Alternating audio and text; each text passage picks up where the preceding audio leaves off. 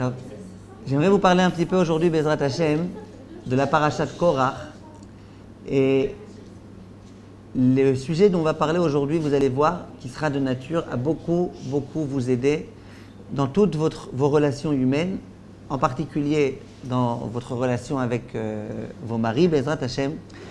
Alors écoutez bien, au moment où Akadosh Baruch Hu a créé le monde, dans Parashat Bereshit, la Torah décrit exactement ce qui s'est passé le premier jour, le deuxième jour, le troisième jour. Et la Torah, à chaque fois, elle nous dit qu'Akadosh Baruch Hu a contemplé le monde et qu'il était content. Vayar Elokim ki tov. Il y a écrit par exemple le vendredi, Veine tov meod, que le monde est très bien. Évidemment, le monde à l'époque de Adam Arishon, ce n'est pas le monde d'aujourd'hui. Ce n'est pas le même monde que le monde de Adam Acharon. Et quand Akadosh Baruch Hu a vu ce monde-là, eh ben, il était bien content. Il y a un jour au sujet duquel il n'est pas écrit Kitov, que ce jour-là était bien. C'était quoi ce jour? C'était le lundi. Le lundi, il n'y a pas écrit que ce jour-là est bon. Pourquoi? Disent Rachamim, parce que ce jour-là, il y a eu une marloquette. Quelle marloquette? Akadosh Baruch Hu, il a dû séparer l'eau, qui a une partie qui monte vers le haut, une partie qui reste en bas. Dit le Midrash, lorsqu'il y a une séparation, une division, il ne peut pas être écrit Tov. Toute division, même si elle est bonne, mais elle ne peut pas être complètement bonne. Et le Midrash de conclure et de dire Im machloket, shei letikuno shel olam, veleishuvo, en ba kitov. Cette machloket-là, cette division-là, c'était une division positive. C'est grâce à cette division que le monde a pu être créé. Si déjà, lorsqu'on parle d'une division positive, et bien malgré tout, on nous dit on ne peut pas écrire que c'est bon, parce que ça ne peut pas être complètement bon. Machloket, shei, l'irvuvo shel olam, alachat kama vechama. Quand on fait une machloket qui n'est pas pour la création du monde, qui n'est pas pour le maintien du monde, mais au contraire, pour mettre du balagan dans le monde, et bien n'est-ce pas a fortiori qu'on ne peut pas dire que c'est bon, qu'on ne peut pas dire que c'est positif. Il y a certains darshanim, certains conférenciers qui disent on sait que lorsque Yaakov Avinu a voulu dormir, eh ben, il y a plusieurs pierres qui se sont mises autour de lui. Et toutes les pierres, elles se sont disputées. Chacune a dit, c'est sur moi que le tzaddik mettra sa tête. L'autre disait, c'est sur moi que le tzaddik posera sa tête. Et puis elles ont commencé à se disputer. Akadosh Baruch Hu a vu qu'elles se sont disputées, j'allais dire Eshem Shamaim, qu'est-ce qu'il a fait? Miracle. Toutes les petites pierres se sont transformées en une grande pierre. Comme ça, il n'y avait pas de jalouse. Les conférenciers, ils demandent, ils disent, mais si déjà il y a eu un miracle, il n'aurait pas pu y avoir un bon miracle? Que tous ces petits cailloux là, ils se transforment en un coussin bien douillet, bien agréable. Disent les conférenciers, non. D'une marloquette, rien de bien ne peut sortir. Alors il y aura un caillou, au lieu que ce soit un caillou, c'est une pierre, une grosse pierre. Mais quelque chose de bien, de parfait, c'est impossible. Un jour, le Chafetz Chaim s'est exprimé en ces termes et il a dit, je vous lis dans les mots, il a dit, Klalo shel davar, en ra baolam ke marloquette. Il n'y a rien de plus mauvais dans le monde que la marloquette, que la division, que la dispute, etc. J'y arrive. On voit de là, a priori, que la thèse de la Torah, la propagande de la Torah, c'est de dire la marloquette, c'est pas bien, la marloquette, c'est dangereux, il faut à tout prix éviter la marloquette. Combien on va être étonné lorsqu'on va étudier une Mishnah dans Pirkei Avot qui va nous dire Kol marloquette shei leshem shamaim sofa leitkayem. Toute marloquette qui est faite en l'honneur de Akadosh Baruch Hu, leshem shamaim, en l'honneur du ciel, littéralement, et bien cette marloquette-là, elle se maintiendra. Vesheina leshem shamaim, en sofa leitkayem. Et une marloquette qui n'est pas faite leshem shamaim, et bien elle ne pourra pas se maintenir. Continue la Mishnah et dit Ezoui marloquette shei leshem shamaim, zo marloquette hilel veshamayim. C'est quoi l'exemple même, l'exemple le meilleur de la marloquette qui a été faite leshem shamaim? C'est la marloquette Hillel et Shamaï. Ve'she'ena leshem shamaim. Et c'est quoi une marloquette qui n'est pas leshem shamaim? Zu marloquette Korach ve'kol adato. C'est la marloquette menée par Korach et pour toute son assemblée. Korach et toute son assemblée, ils voulaient être les chefs, ils voulaient être les meilleurs, ils voulaient être les plus grands, ils étaient jaloux de Moshe Rabbeinu, et donc ils ont décidé de faire une marloquette qui n'est pas leshem shamaim. On voit déjà de là une chose intéressante. C'est que de croire que la marloquette en soi c'est mauvais, c'est faux. Il y a des marloquettes qui peuvent être bonnes, qui peuvent être mitkaimot, ça veut dire qu'ils peuvent se pérenniser, se maintenir. Il faut comprendre exactement tout d'abord, vous êtes d'accord qu'il y a un terme ici qui est un peu bizarre. On a été tellement habitué à ce terme qu'on ne s'aperçoit plus du fait qu'il est bizarre. C'est quoi Eshem Shamaim? Une marloquette qui est faite pour le ciel. C'est quoi pour le ciel? En l'honneur de Dieu. Mais pourquoi on mentionne le ciel? Vient le Kli Yakar et il pose une question intéressante. Il dit, lorsque Kadosh Baruch Hu a créé le ciel, il y a écrit Rakia. Rakia, c'est le ciel. Alors pourquoi, quand on nous parle du ciel, on dit Shamaim? Pourquoi on ne dit pas Rakia? Le terme employé, c'est Rakia. On devrait mentionner le terme Rakia à chaque fois. Dit le Kli Yakar, non. Rakia, ça nous rappelle la marloquette. Rakia, ça nous rappelle ce que Kadosh Baruch Hu a pris l'eau du bas, l'eau du haut, qu'il a fait cette division. Rakia, c'est un traumatisme. On préfère Shamaim. C'est quoi Shamaim, dit le Kli Yakar? Shamaim, c'est Esh et Maïm. Le mot Shamaim, il comporte l'élément qui est le feu, le Esh, et l'élément qui est l'eau.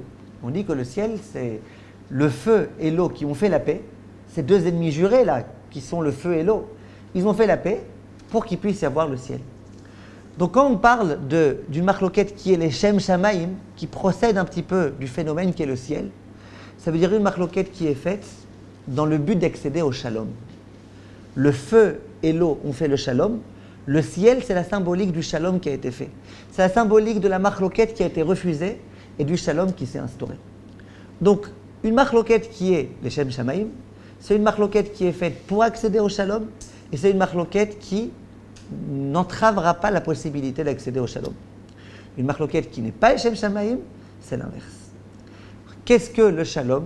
Peut-être je vous ai un jour raconté cette histoire-là, d'un monsieur, un monsieur ashkénaze, qui s'appelait monsieur Katman.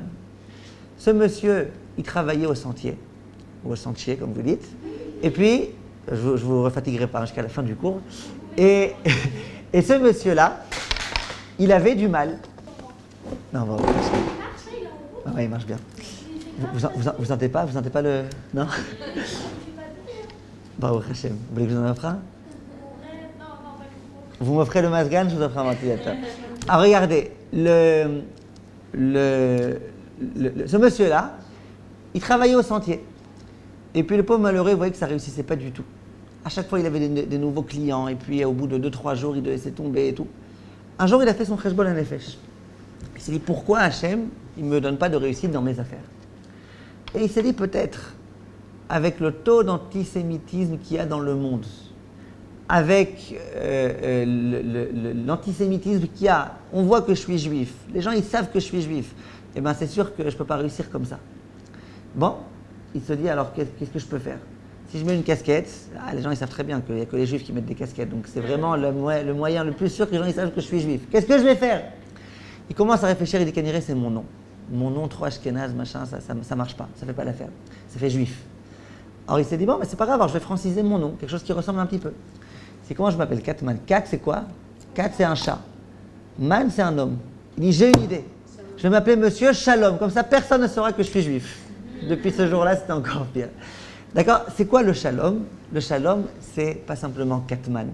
Mais le Shalom, c'est réussir à prendre des personnes qui sont différentes, des intérêts qui sont différents, réussir à échanger, réussir à opposer l'un avec l'autre dans le but d'arriver à un compromis et dans le but de pouvoir accéder à la volonté d'Akadosh Baruch Hu. Alors on va essayer, Bezrat Hashem, de réfléchir. C'est quoi une marloquette qui est les Shem Shamaim? C'est quoi une marloquette qui va pouvoir conduire au Shalom? Mais tout d'abord, j'aimerais vous poser une série de questions. On nous dit dans la Mishnah de Pirkei Avot que toute marloquette qui est les Shem Shamaim, Sofa Leitkayem, finalement elle va se maintenir. C'est bizarre. Si vraiment la marloquette est les Shem Shamaim, on devrait rêver qu'elle ne se maintienne pas. On n'est pas intéressé au marloquetot. Idel dit quelque chose, Shamaï dit quelque chose. Ben moi j'aurais bien aimé qu'il n'y ait plus de marloquette. Regardez combien les gens ils sont déstabilisés quand on leur enseigne la halakha et qu'on leur dit lui il dit ceci, lui il dit cela. Les gens disent ah, la Torah c'est quoi cette Torah c'est quoi? On aimerait bien qu'il n'y ait pas de marloquette. On aurait dû dire que ceux qui font une marloquette les Shem Shamaim, ben, ils auront le mérite qu'un jour il n'y ait pas de marloquette. La Mishnah elle dit non. Elle dit au contraire, les marloquettes pas les Shem Shamaim, elles vont disparaître.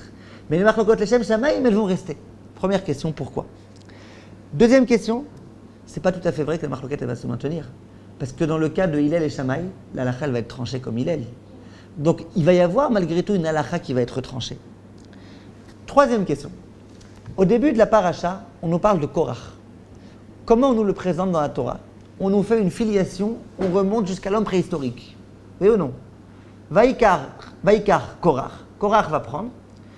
Korach, ben Itzar, ben Kehat, ben Lévi. En général, quand quelqu'un monte à la Torah, on dit Amod, Machlouf, ben David. Oui ou non?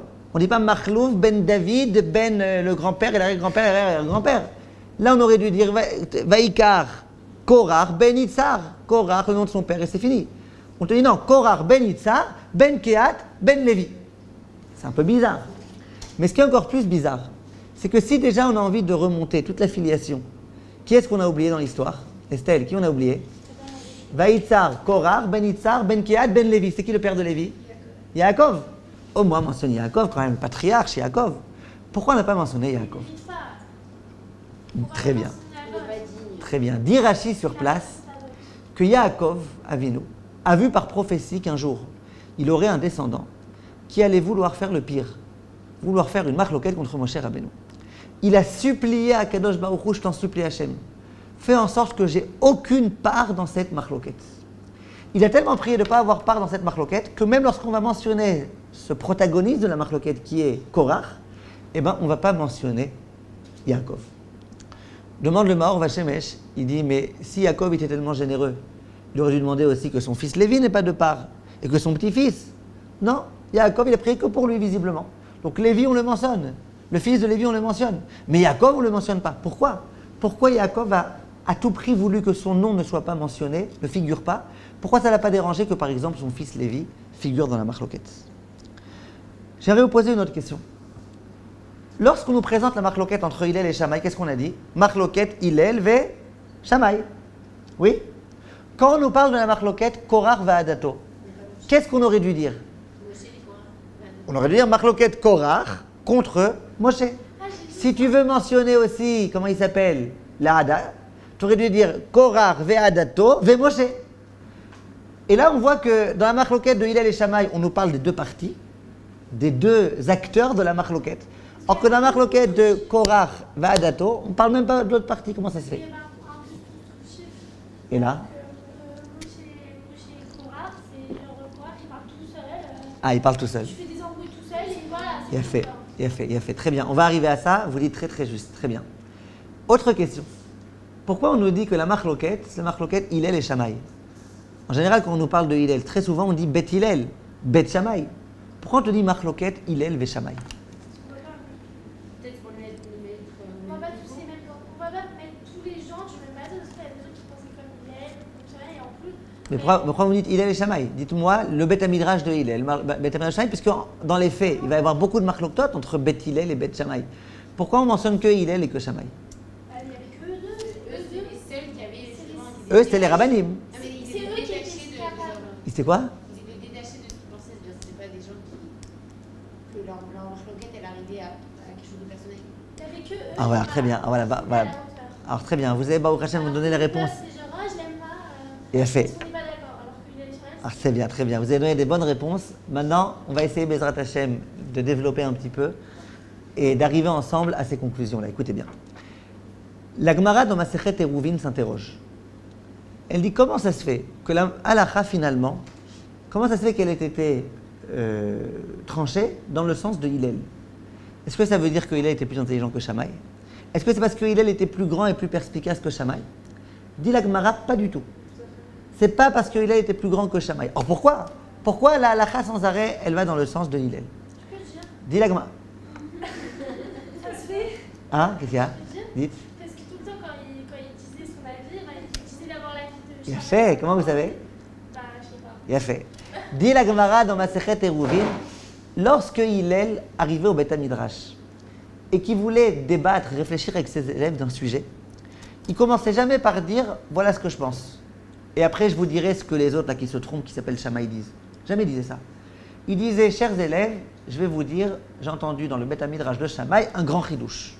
Je vais vous le dire, écoutez bien le chidouche. Et puis il argumentait, et puis il essayait d'expliquer. Et après il disait maintenant regardez, moi je suis pas d'accord. Il a amené l'opinion de Shammai avant d'amener sa propre opinion. Dit la Gemara, c'est la raison pour laquelle la halakha va être tranchée dans le sens de Hillel et non pas de Shammai. Question. Lorsqu'on parle de halakha, on ne parle pas de midot tovot. Si tu voulais me demander quel mashgiach prendre dans telle yeshiva, je te dirais, ouais, celui qui a des bonnes midot, celui qui ne pense pas qu'à lui, qui ramène les autres avant. Mais là, on parle de halakha. La halakha, moi, je me serais attendu à ce que tu me dises, le plus intelligent, c'est comme lui que la halakha est tranchée. Celui qui connaît le plus de Torah, c'est comme lui que la halakha est tranchée.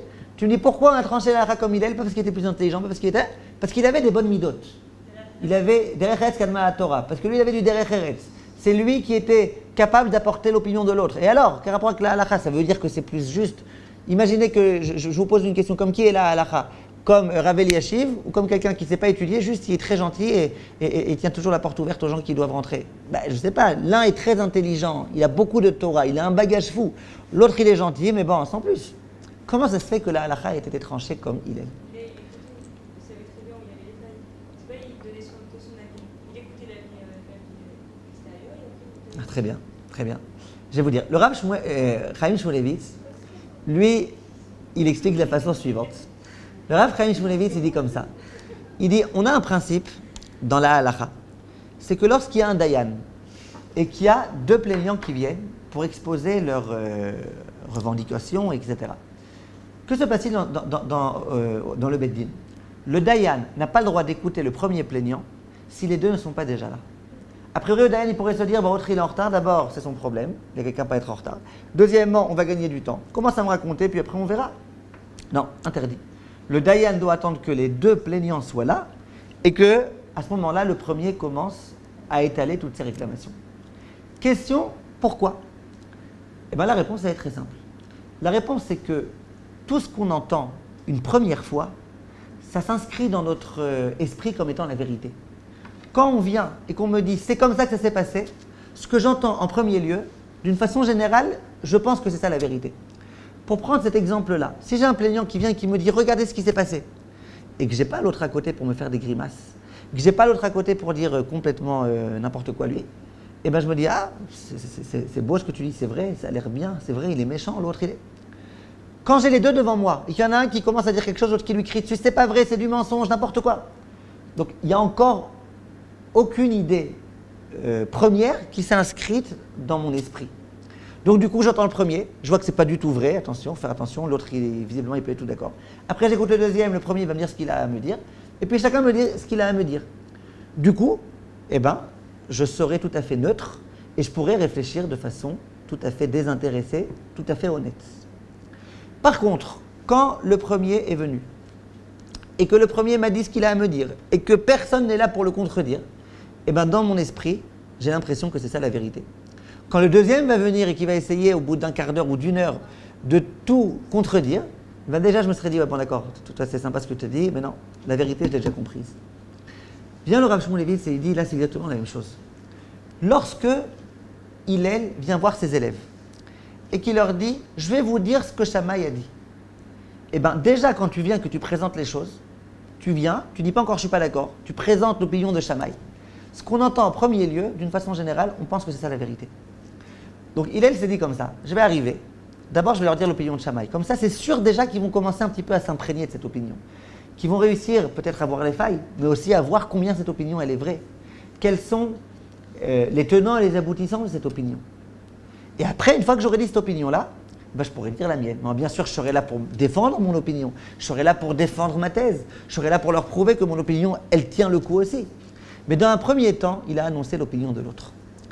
Maintenant, dit le Rav Chaim Shmulevitz, il pouvait être sûr, Hillel, que une fois qu'il avait présenté l'opinion de Shammai et qu'après il avait présenté la sienne, que si la conclusion à laquelle lui et ses élèves allaient arriver, c'était que c'est Hillel qui a raison, ben c'est qu'il a vraiment raison. Si Hillel venait et qu'il disait « je vais vous dire ce que je dis », et qu'une fois qu'ils sont convaincus à 100%, à 1000%, il leur dit « non, je vais vous dire votre opinion », et que les élèves avaient dit « au Rav, on est d'accord avec vous », eh ben, ça aurait été très possible que ce soit pas ça la vérité. Quand je vous donne d'abord la première opinion, vous êtes d'accord, c'est intelligent, c'est intéressant, c'est vrai, tous les élèves qui acclament, qui disent oui, c'est vrai, c'est intéressant, c'est vrai. Et puis après, il dit maintenant, je vais vous dire autre chose. Et qu'après avoir dit les deux opinions, les élèves sont d'accord avec Hillel, là, ça pouvait être déjà quasiment certain que la vérité, je ne parle pas simplement des midotes, des qualités humaines, je parle de la vérité de la Torah, eh ben, il y a beaucoup plus de chances qu'elle soit dans le camp de Hillel. Puisque Hillel est procédé de la sorte. Vous allez me demander pourquoi Shammai ne faisait pas ça. Bonne question. Bon, en tous les cas, ça c'est l'explication que donne le Rav Chaim Shmulevitch de cette Gemara. Oui. Justement, alors là, vous êtes en train de prouver que Hillel, il a raison de toute façon. Parce qu'il est plus fort, finalement, il arrive à justement, en mettant sur Mais c'est pas parce qu'il est plus intelligent. Il n'est pas plus intelligent. Non, mais ça veut dire dans sa démonstration, dans les choses qu'il explique, etc. Et Il non. la vérité, donc ça veut dire Oui. qu'ils sont pas au même niveau, finalement. Non. Les deux, ils sont au même niveau d'intelligence. Les deux, ils sont au même niveau. Attendez, au QI, les deux, ils ont le même QI. Maintenant, pourquoi je dis que Hillel, il a raison? Attention, Hillel, il n'a pas toujours raison. Parce que quand Hillel, il faisait de la sorte, et qu'il disait, je vais vous amener l'opinion de Shammai, ben, il y avait plein de fois où les élèves, ils prouvaient au Rav que c'est Shammai qui a raison. Donc, Shammai, dans la théorie, c'est possible qu'il ait raison. Plein de fois, il avait raison. Shammai, c'est un très grand sage. Shammai, il avait raison. Mais les fois où la marloquette, elle s'est maintenue jusqu'au bout, et où Hillel et tous ses élèves disent, non, là, Shammai, il n'a pas raison, eh ben, on pouvait être sûr que cette fois-ci, c'est vérité. Alors, dans ce cas-là, on a fait une généralité, c'est que maintenant, on suit d'après Hillel.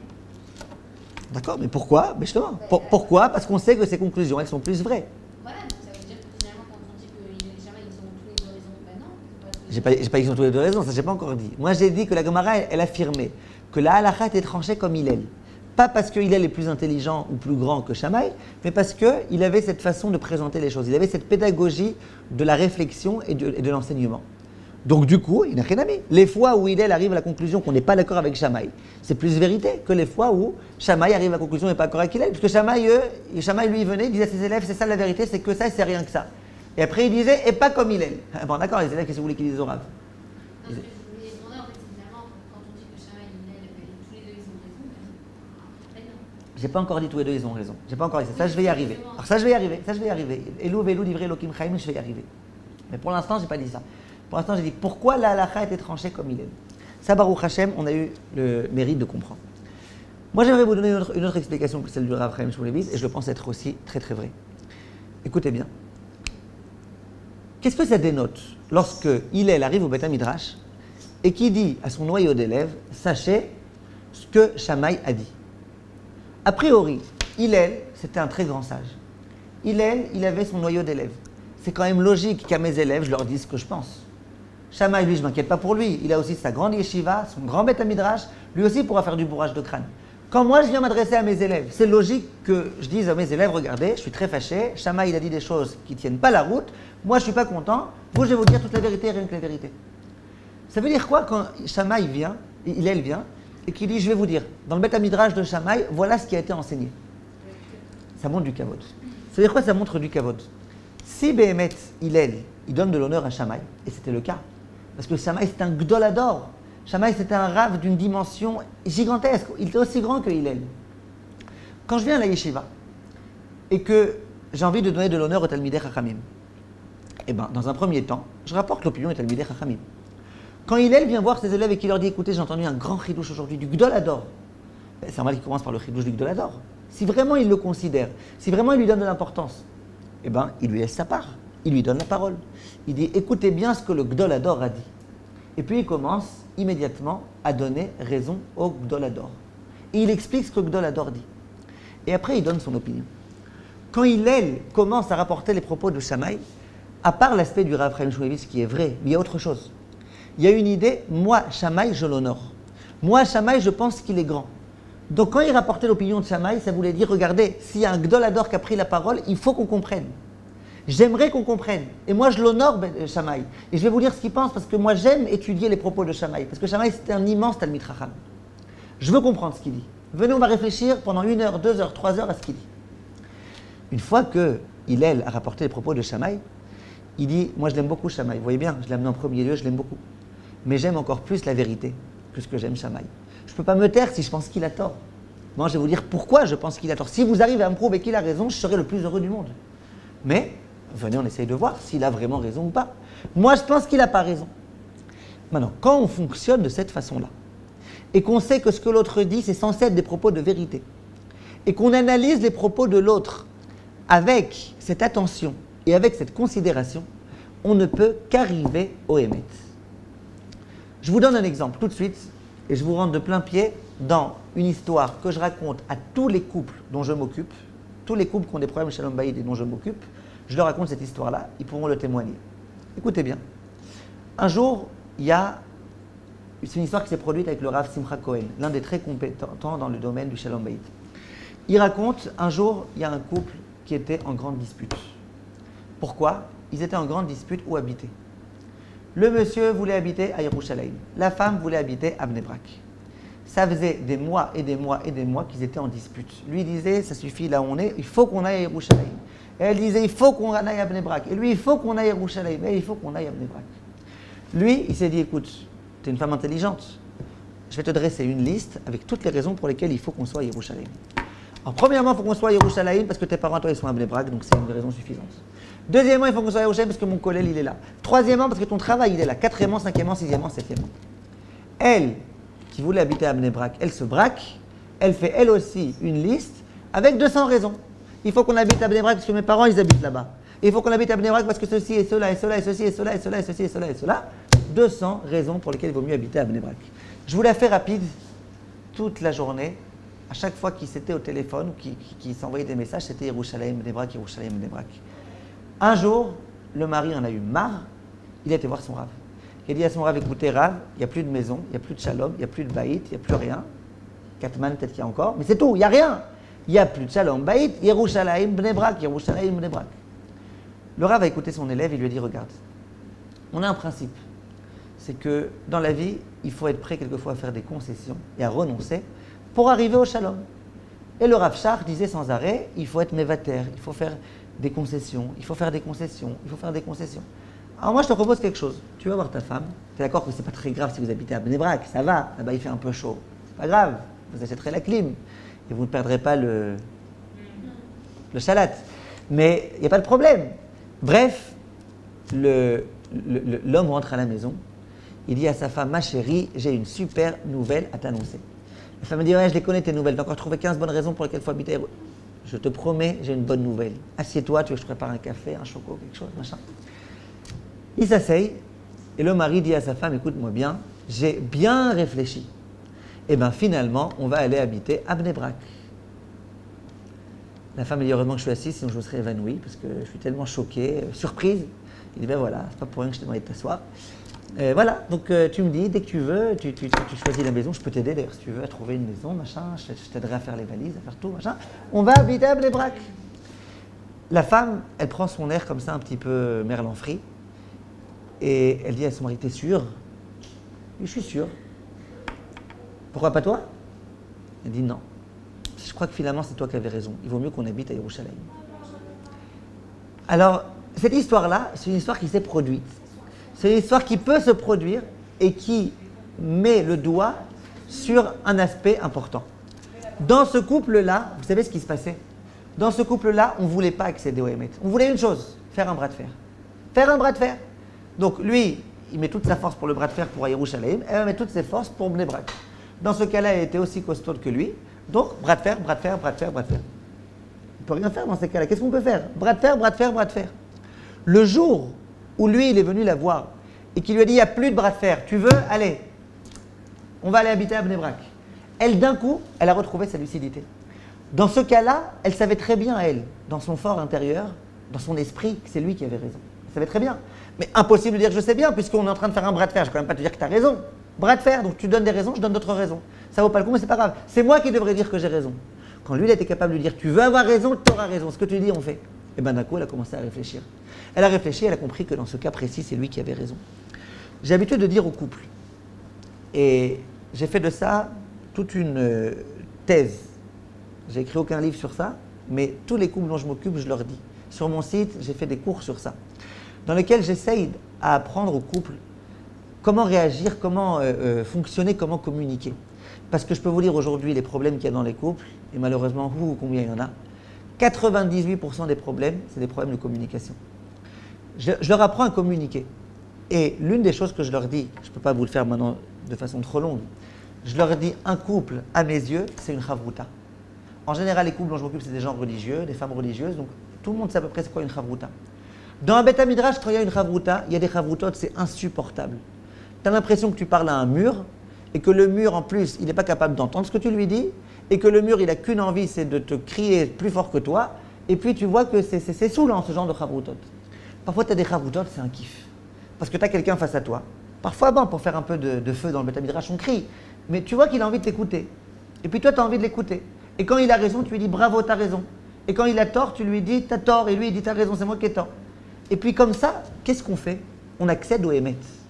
Dans ce genre de chavrutot, dans ce genre de machloktot, tu t'aperçois et tu comprends que le but commun des deux, c'est d'accéder au Emet, d'accéder à la vérité. Et j'apprends au couple à discuter pour essayer de ne pas faire de bras de fer, mais au contraire, pour essayer d'accéder à la vérité. Et les couples vous diront que d'une façon générale, la vérité, elle n'est ni avec lui, ni avec elle. Elle est entre les deux. Très souvent, la vérité, c'est pas lui, c'est pas elle, c'est entre les deux. On réfléchit, on discute, chacun apporte ses arguments, chacun écoute les arguments de l'autre. Et finalement, on accède au Emet. Il eût mieux valu qu'il n'y ait pas cette marloquette, ou cette marloquette, elle est positive et bienfaisante. Elle est bienfaisante. Parce que grâce à la marloquette, on aboutit à des conclusions. Une fois, il y a un couple qui est venu me voir, je m'occupais d'eux. Lui, c'était le meilleur avraire de son collègue. Et elle, c'était une femme aussi, elle avait comme ça du tempérament. Et un jour, il me dit, écoutez, Rav, je ne sais pas quoi faire, ma femme, vraiment, c'est insupportable. Je dis, qu'est-ce qui se passe? Il me dit, ma femme, elle a toujours raison. Je lui dis, t'es ironique? Il me dit, non, elle a toujours raison. Je lui dis, alors ça veut dire quoi? Il me dit, le Shabbat, je fais des livrets Torah. En plus, c'est elle qui me demande. Je prépare des livrets Torah, je les fais. À chaque fois que je dis un devoir Torah, elle me le démonte. Et le pire, c'est qu'elle a toujours raison. Je dis, elle a vraiment raison ou pas? Il me dit, oui, elle a raison. Elle m'amène des psukim, des preuves, des maharal, des machins. Elle me prouve que j'ai tort. Bon, elle, je lui ai dit, écoutez, madame, arrêtez de casser votre mari, c'est pas joli. Mais lui, qu'est-ce que je lui ai dit? Je lui ai dit, mais tu devrais la remercier 1000 fois. Tu avais un devoir Torah, tu pensais que c'était vrai, elle te montre que c'est faux. Donc, grâce à elle, tu ne resteras pas dans ton erreur. Grâce à elle, tu pourras réussir maintenant à reconstruire ton devoir Torah. Tu pourras réfléchir différemment. Tu pourras accéder au Emet. Je dis en dehors de ça, si elle acceptait de se marier avec toi, parce qu'elle est tellement intelligente, c'est peut-être quelque part toi aussi tu es intelligent. Donc ça va, t'inquiète pas, sinon il y aurait des problèmes dans les Shidduchim. Mais en tout cas, ce que je veux vous dire, c'est que si ce qu'on veut, une seconde, c'est accéder au Emet, je remercie l'autre quand, grâce à lui, j'arrive au Emet. Et donc, cette marloquette-là, elle peut être bienfaisante. Qu'est-ce que vous avez faim? Hein? Vous êtes à la vie? Je suis à la vie, je suis pas la Tenez, prenez. non, c'est pour moi. Je ne l'ai pas amené pour vous, mais maintenant je comprends que, excusez-moi, je comprends que je l'ai vraiment amené pour vous. Alors regardez, mangez-le, mangez-le. Non, non, moi j'ai pas faim. Moi j'ai vraiment beaucoup mangé. Alors regardez, le maisonnote. Alors regardez, mais mangez-le maintenant parce que sinon on a rien gagné. Alors regardez, les maasé. Hein? Je vais garder, je vais faire manger, tout ça vient. Ah, vous voulez que je vous mette un petit mot? Alors regardez, les maasé, ce que je voulais vous dire, c'est que au sein d'un couple, au sein d'un Beth Midrash, aidez-la à ouvrir. Et partout, si on est capable de discuter en essayant d'arriver au Emet, à la vérité, on a tout à gagner. On pourra arriver au Emet. Le préalable du Emet, c'est de savoir j'honore l'autre. Quand j'honore l'autre et que je sais qu'il dit vrai et qu'il dit juste, on peut arriver au Emet. Il y a des chavrutot, parfois vous les entendez discuter. Il y en a un qui dit ce que tu dis, c'est même pas intéressant, c'est du bitul Torah de dire ce que tu dis. Ce que tu dis, non seulement c'est pas vrai, mais c'est du bitul Torah, c'est tellement faux que chaque seconde où on réfléchit à ta thèse, on fait du bitul Torah. Les Shammai, c'était pas comme ça. Il prenait l'opinion de Shammai, il la décortiquait, il y réfléchissait, il investissait du temps.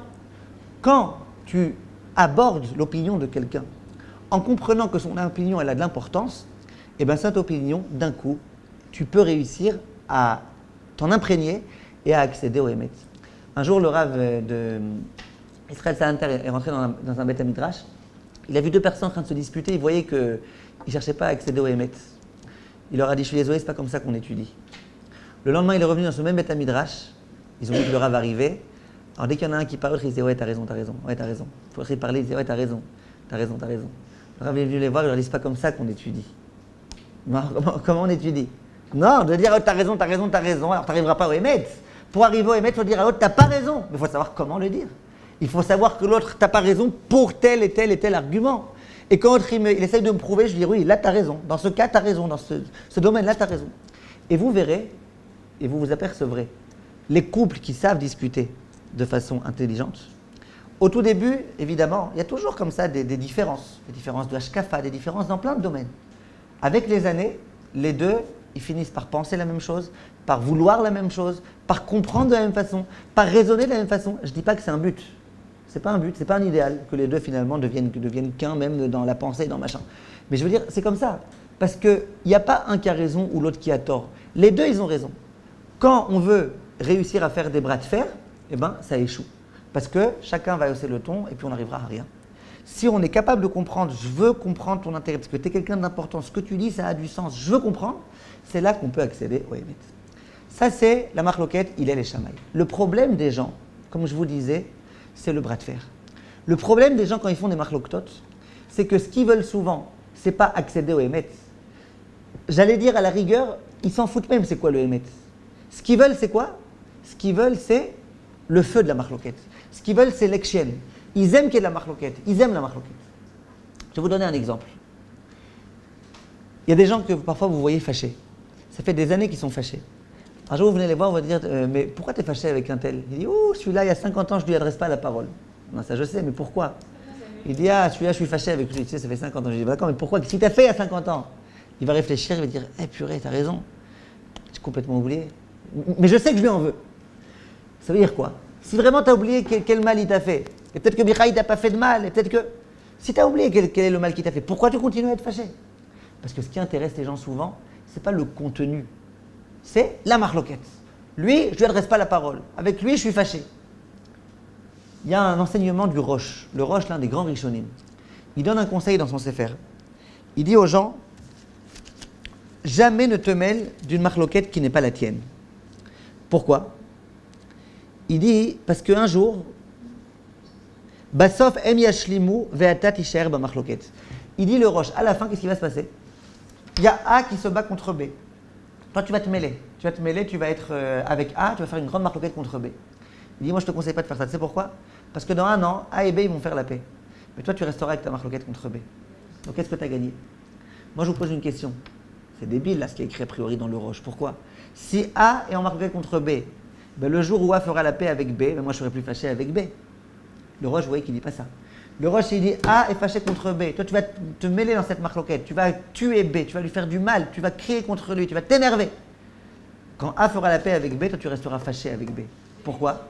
Parce que ce que les gens ils veulent dans la marloquette très souvent, c'est pas le fond. Si ce qui est intéressant, c'était le fond. Et ben voilà, ça y est, il n'y a plus de marloquette, il n'y a plus de problème. Ce que les gens ils aiment dans la marloquette, c'est être fâché, se disputer, se battre, parler contre, semer la zizanie. Et ben ça restera. Même si A et B finalement se mettent d'accord et qu'il n'y a plus de marloquette, mais toi, ton amour de la marloquette, lui, il restera. Donc il faut bien comprendre. C'est quoi une marloquette qui est les Shem Shamaim, une marloquette qui n'est pas les Shem Shamaim? Une marloquette qui est les Shem Shamaim, on veut tous les deux la même chose. C'est réussir à accéder au Hémet. Maintenant écoutez bien. Lorsque, dit le Midrash, Moshe Rabbeinu est venu voir Korach et qu'il a voulu lui expliquer, lui dire regarde, c'est pas que moi je me sens plus grand que toi, moi je suis pas orgueilleux, moi je veux pas du tout d'hégémonie, machin. Il y a écrit dans le Midrash que Korach n'a pas voulu l'écouter. Il s'est bouché les oreilles. Il a acheté des boules qui est. Il n'a pas voulu écouter. C'est ça le propre d'une marloquette qui n'est pas Shem Shamaim. Une marloquette Shem Shamaim, c'est avec plaisir, essaye de me convaincre autant que tu veux. Moi, souvent, j'ai l'habitude de vous ramener parfois des opinions. Je vous dis, j'ai entendu ça, je ne suis pas d'accord. Mais vous m'avez plusieurs fois entendu vous dire, et à chaque fois d'ailleurs, si vous avez une preuve qui va dans le sens de ces rabbanim-là, dites-la moi. Je suis preneur, je veux entendre, je veux savoir. Je ne dis pas que les marloquettes sont Shem Shamaim, mais au moins, il y a une possibilité, il y a une chance que ce soit Shem Shamaim. Mais quand quelqu'un vient vous voir et qui vous dit c'est comme ça et pas autrement, l'autre il a tort, c'est un rachat, c'est un méchant, et que quand l'autre vient pour essayer de se justifier, de se défendre, que quelqu'un vient pour essayer de le légitimer, que je dis je veux même pas t'entendre, je me bouge les oreilles, ça c'est le propre d'une marloquette qui n'est pas Eshem Shamaim. Et bien ça c'était la marloquette Korach ve'adato, c'était une marloquette qui n'était pas Eshem Shamaim. Maintenant on va essayer de répondre aux différentes questions qu'on a posées. On a demandé, ça veut dire quoi Sofa le'it kayem? Ça veut dire quoi une marloquette qui est Eshem Shamaim? Sofa le'it kayem. Que la fin de cette marloquette, elle va se maintenir. Un jour, j'ai dit en rigolant, si ça vous fait rire, c'est bien. Si ça vous fait sourire, c'est pas mal. Si ça vous fait pleurer, eh ben, je me vexerai. On a dit, c'est quoi une marloquette qui est Shem Shamaim? C'est Bet Hillel. Bet Hillel, enfin Hillel, quand il fait une marloquette Hillel, qu'est-ce qu'il fait? Dans un premier temps, il ramène l'opinion de Shammai, et après, il ramène son opinion. Donc c'est quoi l'opinion qui a été ramenée en dernier lieu? Celle de Hillel. Toute marloquette qui est les Shem Shamaim, sofa leit kayem. La fin de la marloquette, ça veut dire la fin dans l'énoncé. Ça veut dire l'opinion de celui qui est vraiment un Shem Shamaim, ça sera mit kayem. Okay, ça va se maintenir. Comme qui avait tranché la halakha? Comme Hillel. Hillel, c'est celui qui est à la fin de l'énoncé. Quand il y avait un énoncé, il y avait toujours Shammai pense comme ça, moi Hillel, je pense comme ça. Donc, sofa leit kayem, c'est-à-dire que la fin de la marloquette, la fin de l'énoncé, il va être mit kayem. Ça, je l'ai dit en rigolant. Maintenant, pour être un peu plus sérieux, ça veut dire quoi sofa leit kayem? Quand il y a Hillel qui crie « Moi, je pense que la halakha est comme ça » et Shammai qui criait « Moi, je pense que la halakha, elle est comme ça » qu'est-ce qu'ils sont en train de crier chacun? Je veux de l'honneur? Je veux avoir raison? Non, ils sont en train de crier « Ma retson Hashem » en hébreu. Qu'est-ce qu'Hashem attend? Quelle est la vérité? Les deux, ils sont en train de crier pour accéder à la vérité. Les deux, ce qui les préoccupe et ce qui les anime, c'est « On veut arriver à la vérité ». Maintenant, même lorsque la halakha sera tranchée d'une façon ou d'une autre, cette aspiration de vérité, elle restera. Quand on dit que la marloquette, elle restera, ça veut dire qu'elle restera. Un jour, on va trancher la halakha comme Hillel ou comme Shammai. Mais quand on dit qu'il y a la marloquette, elle va rester, ça veut dire la marloquette, ce n'est pas le contenu de la marloquette, c'est la raison de la marloquette. La raison de la marloquette, c'est qu'on veut arriver au Hémet. Cette raison-là, elle se maintiendra toujours. Or que celle de Korach et Adato, ils n'avaient aucun point commun, Korach et Adato. Ils n'avaient aucune envie générale qui était dans le bon sens. Ils vont tous mourir, engloutis dans la terre, et puis il n'y aura plus rien. Il ne restera plus rien de leur marloquette. De leurs ambitions, il ne restera plus rien. Ils vont tous mourir. Maintenant, regardez. On a posé la question, pourquoi Yaakov Avinu a prié? Pourquoi Yaakov Avinu a prié que son nom ne figure pas dans la marloquette? Pourquoi il a prié d'avoir aucune part dans la marloquette? Dit le mort, Vachemesh, quelque chose de très fort. C'était quoi la qualité principale de Yaakov? C'était le Emet. Titen Emet le Yaakov. Le point cardinal de Yaakov, c'était le Emet. Ça ne veut pas dire qu'Abraham et que Yitzhak et que Lévi, ils n'étaient pas Emet. Mais le point fort qui caractérisait de façon particulière Yaakov, c'était le Emet. Maintenant, vous avez remarqué que le Emet, il a des pieds.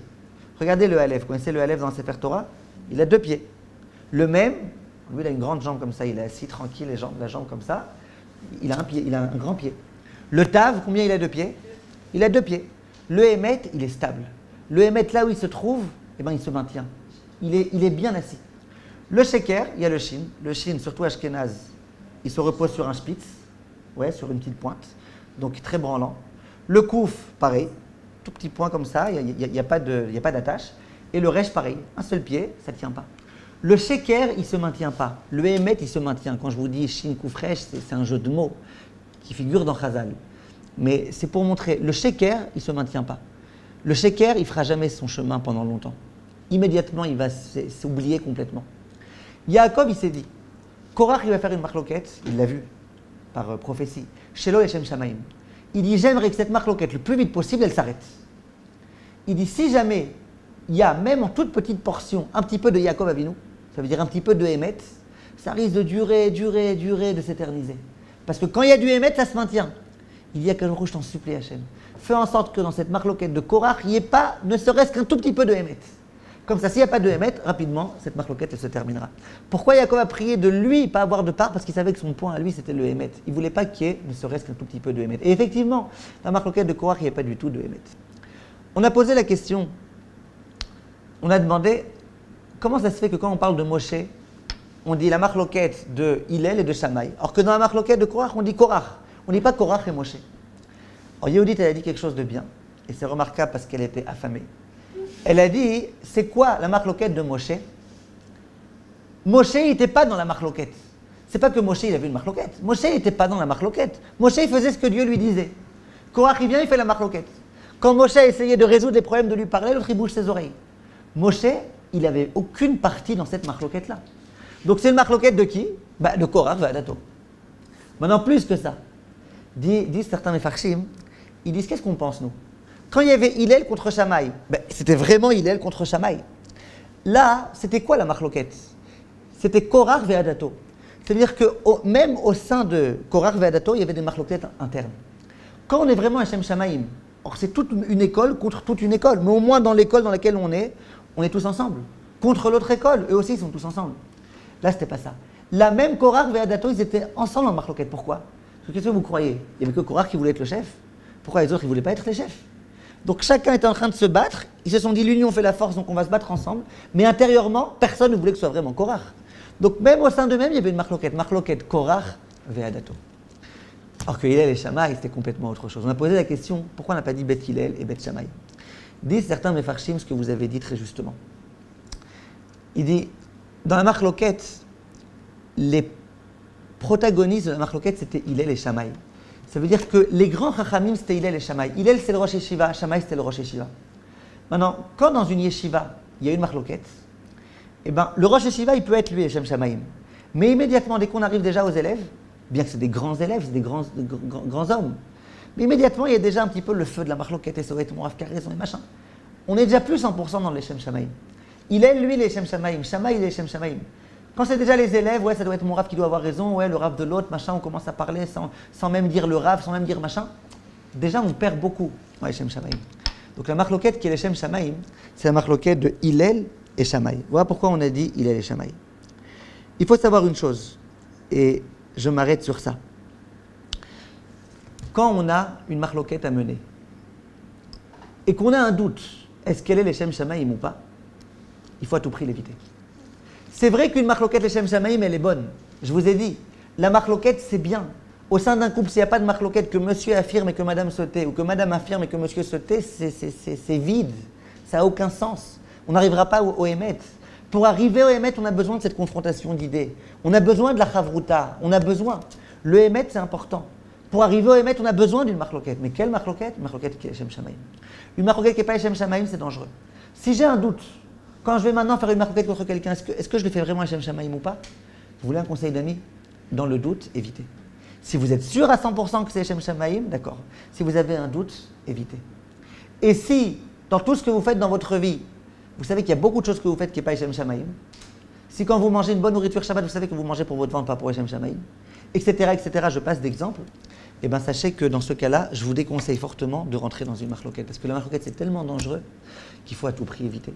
Quand on sait que c'est Shem Shamaim, là, la marloquette, elle vaut le coup. Bezrat Hashem, qu'on ait le mérite de faire toujours, quand il y a besoin des marloktot, les Shem Shamaim, marloquette Hillel et Shammai. Et cette marloquette-là, elle se maintiendra parce que la finalité de la marloquette, à savoir l'envie et l'ambition d'accéder au Retzon Hashem, ça se maintiendra toujours. Voilà, Be'atzlacha, Shabbat Shalom, et à bientôt.